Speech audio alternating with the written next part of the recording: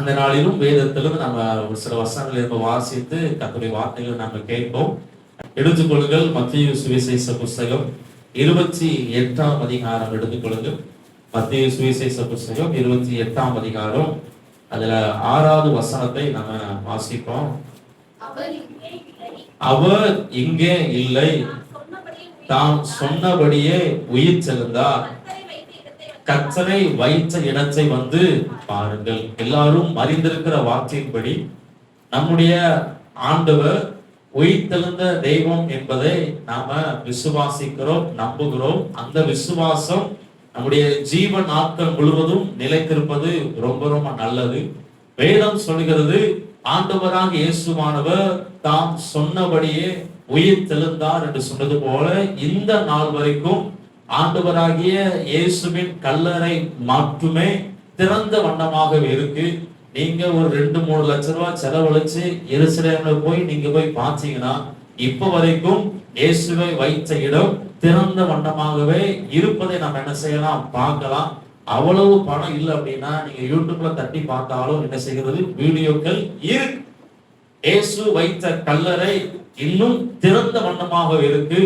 ஆண்டவராகிய இயேசு ஒருவர் தான் உயிர் செலுந்த தெய்வனா இருக்கிறார். வேதம் சொல்லுகிறது, நம்முடைய ஆண்டவர் மரித்தோர்களுக்கு தேவனா இராமல் ஜீவன் உள்ளவர்களுக்கு தேவனா இருக்கிறார். நம்ம எல்லாரும் மரித்தவரை நாம் ஆராதிக்கல, உயிரோடு எழுந்தவரை, இப்பயும் ஜீவனோடு இருக்கிறவரை நம்ம ஆராதிக்கிறோம். கர்த்தருடைய பிள்ளைகள் நம்ம தேவனுக்கு அதிகமாய் நன்றிகளை செலுத்துவோம். பொதுவா நம்ம பார்க்கிற போது கிறிஸ்தவத்தினுடைய அடிப்படை அஸ்திபாரமே இயேசுவினுடைய உயிர் தெழுதலில் தான் இருக்கிறது. ஏன்னா நீங்கள் 1 கொரிந்தியர் 15ஆம் அதிகாரம் 14 வசனத்திலிருந்து 17 வசனத்துக்கு வாசி பார்ப்போமானால், ஆண்டவராக இயேசு கிறிஸ்து உயிர் செல்லாவிட்டால் நம்ம விசுவாசம் வீணா இருக்கும். ஆண்டவராகிய இயேசுவினுடைய உயிர் செல்லுதல் இல்லாவிட்டால் நாம் இன்னும் பாவங்களில் இருப்போம் என்று பவுல் எழுதுகிறார்.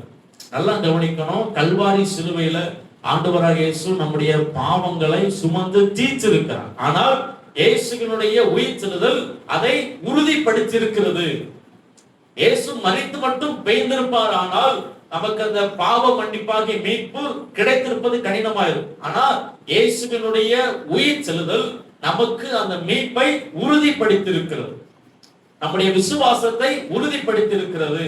ஏன்னா நீங்க ரோமர் நிருபத்துல 4ஆம் அதிகாரம் 25ஆம் வசனம் வாசி பார்த்தீங்கன்னா, ஆண்டவராக இயேசு நம்முடைய பாவங்களுக்காக ஒப்பு கொடுக்கப்பட்டாராம், நம்ம நீதிமான்களாய் மாற்றப்படுவதற்காக எழுப்பப்பட்டார்.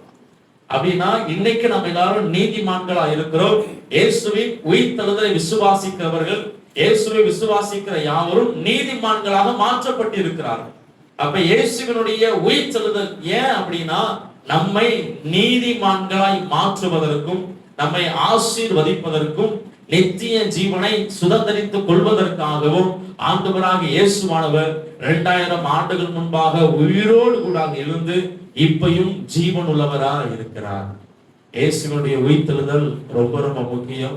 இயேசுவின் உயிர்த்தெழுதலுக்கு தான் இந்த கிறிஸ்தவ வாழ்க்கைய அடங்கி இருக்கிறது. அவ்வளவு விலையேற பெற்ற அந்த ஸ்லாக்கியத்தை ஆண்டவர் கொடுத்திருக்கிறார். மனதில் வச்சுக்கிடணும். நமக்காகத்தான் இயேசு கல்வாரி சிலுவையில மரித்தார், நமக்காகத்தான் ஆண்டவராக இயேசு உயிரோடு எழுந்திருக்கிறார் என்பதை ஒருபோதும் ஒரு காலம் மறந்துடக்கூடாது. இந்த காலவெளியில நம்ம வேதத்திலிருந்து ஒரு 3 காரியங்களை பார்க்க போகிறோம். முதலாவதாக ஒரு வசனத்தை நம்ம எடுத்து வாசிப்போம். யோவான் சுவிசேஷ புஸ்தகம் 20ஆம் அதிகாரம், அதுல 19ஆம் வசனம் வாசிங்க. அன்றைய தினம் சாயங்கால வேளையிலே யூதர்களுக்கு பயந்ததினால் கதவுகள் பூட்டி இருக்கையில் இயேசு வந்து நடுவே நின்று உங்களுக்கு சமாதானம் என்றார். கவனிங்க, ஆண்டவராக இயேசுவானவர் உயிர்த்தெழுந்த பின்பதாக செய்த முதல் காரியம், முதல் வேலை என்ன அப்படின்னா, சீசர்களுக்கு பயம் வந்துருச்சு. இயேசுவை என்ன பண்றாங்க, சிலுவையில் அடைஞ்சு கொலை பண்ணிட்டாங்க. அப்புறம் கொண்டு போய் அடக்கம் பண்ணியாச்சு. அடுத்து நம்மள ஏதாவது பண்ணிடுவாங்களோ செஞ்சிருவாங்களோ சொல்லி வசனம் சொல்லுகிறது, சீசர்கள் யூதர்களுக்கு பயந்ததுனால கதவை பூட்டிக்கிட்டு உள்ள ஒளிஞ்சுக்கிட்டு இருக்கிறாங்க. அடுத்து என்ன செய்யணும் அவங்களுக்கு தெரியல, வழி நடத்துறதுக்கு ஆட்கள் இல்லை. அப்ப இயேசுவானவர் உயிர்த்தெழுந்த பின்பதாக பயந்திருந்த சீசருடைய வீட்டிற்குள்ளாக வந்து நடுவே நின்று உங்களுக்கு சமாதானம் என்றார். அப்ப முதலாவது இயேசு செய்த வேலை, உயிர் தெழுந்த ஆண்டவராக இயேசுவானவர் சீசருடைய பயத்தை போக்கினார். இருதயத்துல பயம் வந்துருச்சு. பயத்தை போக்கினதுனால கர்த்தர் அவர்களுக்கு சமாதானத்தை கொடுக்கிறவராக இருந்தார். நம்முடைய வாழ்க்கையிலும் பயப்படுகிற சூழ்நிலைகள் இருக்குமானால் நம்முடைய பயத்தை மாற்றுவதற்கு இயேசுவானவர் போதுமானவர். இன்னைக்கு நிறைய பேர் பயத்துல மாட்டிக்கிட்டு காரியங்களை செய்ய முடியாமல் நிறைய பேர் இருக்கிறாங்க. நிறைய பேர் சொல்லுவாங்க, நான்லாம் எதுக்குமே பயப்பட மாட்டேன்னு சொல்ற ஆட்களும் பயப்படுவார்கள். பயப்படுகிற சூழ்நிலைகள் மனிதனுக்கு வரும். அந்த வேளையில நம்ம எந்த அளவுக்கு தைரியமா இருக்கிறோம். சாத்தானை குறித்து சொல்லல. இன்னைக்கு நிறைய மனிதர்கள் மனிதனை பார்த்து பயப்படுறாங்க. இன்னைக்கு நிறைய மனிதர்கள் மற்ற காரியங்களை பார்த்து பயப்படுறாங்க. நீங்களும் நானும் பயத்தோடு இருக்கிறோமா, இல்ல தைரியமா வாழ்றோமா? வசனம் சொல்லுகிறது, நீதிமான்கள் சிங்கத்தை போல தைரியமா இருக்கிறார்.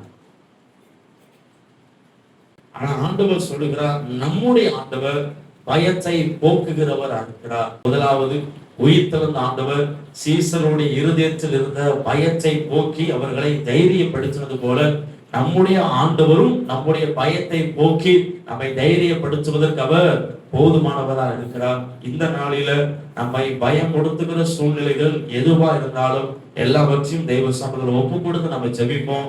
உயிர்த்தெழுந்த ஆண்டவர் நம்முடைய பயத்தை கர்த்தர் மாற்றுவாராக. ஹல்லேலூயா, ஹல்லேலூயா. இரண்டாவதாக வசனத்தை நம்ம வாசிக்கிற போது லூக்கா சுவிசேஷம் 24ஆம் அதிகாரத்துல நீங்க 17ஆம் வசனத்தை நம்ம வாசி பார்க்கிற போது ஆண்டவராகிய இயேசுவானவர் ஒரு 2 சீசர்களை பார்த்து, நீங்க ஏன் துக்க முகம் உள்ளவர்களா இருக்கிறீர்கள் என்று அவர்களிடத்தில் கேட்டார். இயேசு மரித்த பின்பதாக அடுத்து என்ன நடக்கும், என்ன செய்ய போறோம் சொல்லி இயேசுவினுடைய மரணத்தை பார்த்த பின்பதாக ஒரு 2 சீசர்கள் எருசலேமிலிருந்து எம்மாவு என்கிற ஒரு கிராமத்துக்கு போறாங்க. அந்த 2 பேரோட சேர்ந்து இயேசுவானவர் நடந்து போறாரு. போறப்ப கேட்கிறாரு, ஏப்பா நீங்க துக்கமா இருக்கிறீங்க? அவங்க அதை விவரிச்சு சொல்றாங்க. அப்ப கடைசியில பார்க்கிற போது ஆண்டவர் அந்த சீசருடைய துக்க முகத்தை கர்த்தர் செய்தார், மாற்றி போட்டார். அப்ப இரண்டாவது உயிர்த்தெழுந்த ஆண்டவர் செய்த இரண்டாவது ஒரு வேலை என்ன அப்படின்னா, சீசருடைய துக்க முகத்தை மாற்றினார். அதே போல நம்முடைய துக்க முகத்தை கர்த்தர் மாற்ற வல்லவர். நம்முடைய துக்கத்தை கர்த்தர் மாற்றுவார். நம்முடைய வாழ்க்கையில துக்கம் இருக்குமானால், கவலை இருக்குமானால் இயேசுவைகளை மாற்றுவார். வசனம் சொல்லுகிறது, வருத்தப்பட்டு பாரம் சுமக்களை ஏண்ட வாங்க, நான் உங்களுக்கு இளைப்பாறுதல் தருவேன். நான் உங்களை விசாரிக்க ஒரு நாடுபடி உங்களுக்கு கவலை ஏமாள வச்சிருங்க. அப்ப என்ன அப்படின்னா, நாம கவலைய சுமக்க வேண்டிய அவசியம் இல்லை. ஆண்டவர்கிட்ட ஒப்பு கொடுக்கிற போது, ஆண்டவர்கிட்ட சொல்லுகிற போது கர்த்தர் அதை பார்த்துக் கொள்வார். நீங்க பல நேரங்களை பார்த்தோம் அப்படின்னா, நம்முடைய பிரச்சனைகளை நம்ம மனுஷர்கிட்ட சொல்றோம். அவங்க கவலைப்படாதப்பா பார்த்துக்கலாம் சொன்ன உடனே நமக்கு ஒரு விதமான திரும்ப வருது. ஆனா ஆண்டவர் ஏற்கனவே சொல்லிட்டாரு, உன் கவலைய உன் பிரச்சனையை ஏமாள வச்சிரு, நான் பார்த்துக் கொள்வேன். ஆனா இன்னைக்கு நிறைய பேர் கவலையோடு தான் இருக்கிறோம், துக்கத்தோடு தான் இருக்கிறோம். அப்ப வசனம் என்ன சொல்றது, ஏன் மேல வச்சிரு, நீ சுமக்க வேண்டிய அவசியம் இல்லை, நான் துக்கத்தை மாற்றுவேன், நான் கவலையை மாற்றுவேன். அப்ப நீங்களும் நானும் உயிர்த்தெழுந்த ஆண்டவர் சீசர்களுக்கு 2 பேருக்கு துக்கம் இருந்தது, 2 பேரை கர்த்தர் சந்தித்தார், துக்கத்தை மாற்றினார். அதே போல இந்த நாளிலும் உயிர்த்தெழுந்த ஆண்டவர் நம்முடைய துக்க முகத்தையும் அவர் மாற்ற போதுமானவர் இருக்கிறார். நாகமானி துக்க முகத்தை மாற்றினார், அநேக பசுத்தோட துக்க முகத்தை மாற்றினார். நம்முடைய துக்க முகத்தையும் எப்பேற்பட்ட துக்கமா இருந்தாலும் ஆண்டவராக இயேசுவானவர் அதை மாற்றுவதற்கு போதுமானவர் இருக்கிறார். கர்த்தரை நம்புவோம், கர்த்தரை தேடுவோம், கர்த்தர் நமக்கு பெரிய காரியங்களை செய்வாராக. ஹல்லேலூயா, ஹல்லேலூயா. முதலாவது உயிர்த்தெழுந்த ஆண்டவர் பயத்தை போக்கினார், உயிர்த்தெழுந்த ஆண்டவர் துக்க முகத்தை மாற்றினார். மூன்றாவதாக அப்போஸ்தலர் நடவடிக்கைகள் 1:3 அவர் பாடுபட்ட பின்பு 40 நாளளவும் அப்போஸ்தலர்களுக்கு தரிசனமாகி தேவனுடைய ராஜ்யத்திற்குரியவைகளை அவர்களுடனே பேசி அநேகம் தெளிவான திஷ்டாந்தங்களினாலே அவர்களுக்கு தம்மை உயிரோடு இருக்கிறவராக காண்பித்தார். நல்லா கவனிங்க. மூன்றாவதாக இயேசுவானவர் இந்த 40 நாளுல அநேக முறை நான் உயிர் தெளிந்திருக்கிறேன் என்று அவருடைய சீசர்களுக்கு போய் என்ன பண்ணாரா, காட்டினார், தரிசனமா. ஏன் அப்படின்னா, இயேசு மரித்த பின்பதாக சீசர்களுடைய நம்பிக்கை அற்று போயிற்று. மார்க்கு சுவிசேஷத்துல 16ஆம் அதிகாரம் 9ஆம் வசனத்திலிருந்து 14 வரைக்கும் நீங்க வாசி பார்த்தீங்கன்னா, இயேசு உயிர்த்தெழுந்த பின்பதாக முதல் பார்த்த ஆளு யாரு? பிள்ளைகளுக்கு தெரியுமா? இயேசு முதல்ல யாருக்கு தரிசனமானார்? மரியாள். மரியாள் தான் முதல் பார்க்கிறார். மரியாள் வேகமா போய் சீசர்கிட்ட சொல்றாங்க. சீசர் ஒருத்தன்னு நம்பல. இயேசுவை பார்த்தாங்க, அவங்க நம்பல. ரெண்டாவது எம்மாவூருக்கு போன 2 சீசர்கள் இயேசுவை பார்த்தன்னு போய் சொல்றாங்க, அவங்களையும் நம்பல. அதே போல சீசர்கள் கூடி இருக்கிற போது இயேசுவானவர் வீட்டுல வந்து பேசுறாரு. அந்நேரம் தோமா இல்லை. தோமாட சொல்றாங்க, தோமா நம்ப மாட்டேங்காரு. நான் ஒரு விழாவில் கை போட்டால் உடைய என்ன செய்ய மாட்டேன், அது வரைக்கும் நம்ப மாட்டேன். நான் நேர போய் பார்க்கணும், அவர் ஆணி அடிச்ச கையில என்ன செய்யணும், என் கையை நான் போட்டே ஆகணும், அது வரைக்கும் நான் நம்ப மாட்டேன். ஆண்டவர் அப்பையும் வந்தா. யோவான்ல 20 வாசி பார்க்கிறோம். தோமாவுக்கு தரிசனமானா. அவர் சொன்னார், அவிசுவாசியாயிராமல் விசுவாசியாயிரு. நீ என்னை கண்டதினால் விசுவாசிக்கிறாய், காணாத விசுவாசிக்கிறவர்கள் பாக்கியவான். அப்ப ஆண்டவராக இயேசுவானவர் உயிர்த்தெழுந்த பின்பதாக அடிக்கடி போய் சீசர்களை சந்தித்து நான் உயிரோடு எழுந்துட்டேன் என்பதை கர்த்தர் என்ன செய்தார், அவர்களுக்கு உறுதிப்படுத்தினார். ஏன் அப்படின்னா, நீங்க மார்க்கில் வாசி பார்த்தா கர்த்தர் அவர்களை கடிந்து கொண்டார். ஏப்பா நான் உயிர் தெழுதுன்னு சொல்லி ஒருவன் சொல்லி என்ன செய்ய நம்ப மாட்டேங்க. அவங்களுக்கு நம்பிக்கை வரல, நம்பிக்கை போயிடுச்சு. அவரு செத்து போயிட்டாரு, எல்லா பேரும் பொய் சொல்லிட்டு அழைகிறாங்க சொல்லி ஒருவேளை நம்பல.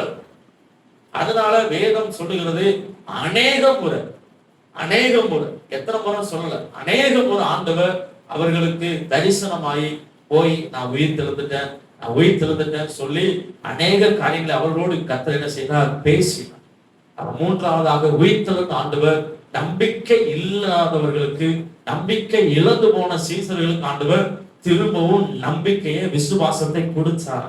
விசுவாசம் ரொம்ப முக்கியம், நம்பிக்கை ரொம்ப முக்கியம். இன்னைக்கு பல வேளைகளில் பல விதமான சூழ்நிலைகள் நமக்கு வருகிறது. இன்னைக்கு நிறைய பேர் விசுவாசத்தை விட்டு பின்வாங்கி போன கூட்டம் அநேகம் இருக்கிறது.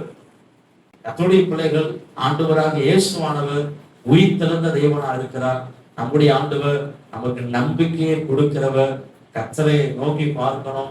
எந்த சூழ்நிலைகளும் எதுவுமே கர்த்தரை விட்டு நம்ம பிரிக்காதபடிக்கு கர்த்தருக்குள்ளாக பலப்படும். ஏன் அப்படின்னா, அந்த காரியங்களுக்காக ஜெபிப்பது ரொம்ப நல்லது. ஆண்டவரே என் பயத்தை போக்குங்க. இரண்டாவது என்ன செய்யுங்க, என்னுடைய துக்க முகத்தை மாற்றுங்க. மூணாவது நான் நம்பிக்கை உள்ளவனா இருக்கணும். ஏன்னா இன்னைக்கு சாத்தான் நீங்க அநேக ஜனங்களை வழிவிலக பண்ணி கொண்டிருக்கிறான். நீங்க அநேக ஜனங்களுடைய விசுவாசம் குறைந்து போயிடுச்சு, அநேக ஜனங்களுடைய நம்பிக்கையும் குறைந்து போச்சு. உயிர்த்தெழுந்த ஆண்டவர் நம்பிக்கை இழந்த சீசருடைய நம்பிக்கை கர்த்தர் என்ன செய்தார், உயிர்ப்பித்து கொடுத்தது போல நம்முடைய நம்பிக்கையும் ஆண்டவர் உயிர்ப்பிக்க போதுமானவர். அப்ப உயிர்த்தெழுந்த ஆண்டவராக இயேசு 3 முக்கியமான காரியங்களை செய்தார். சீசருடைய பயத்தை கர்த்தர் போக்கினார். இரண்டாவதாக சீசருடைய துக்க முகத்தை கர்த்தர் மாற்றினார். மூன்றாவதாக சீசருடைய நம்பிக்கை கர்த்தர் செய்தார், திரும்ப கொண்டு வந்தார். அப்போஸ்தலர் வாசிக்கிறோம், அவருடைய அப்போஸ்தலர்கள் தைரியமாக, சந்தோஷமாக, விசுவாசத்தோடு எல்லா இடங்களிலும் ஆண்டவருக்காக எழும்பி பிரகாசித்தார்கள். அதே போல நம்முடைய வாழ்க்கையில் இந்த நாளில் ஆண்டவர் பெரிய காரியங்களை செய்வார்.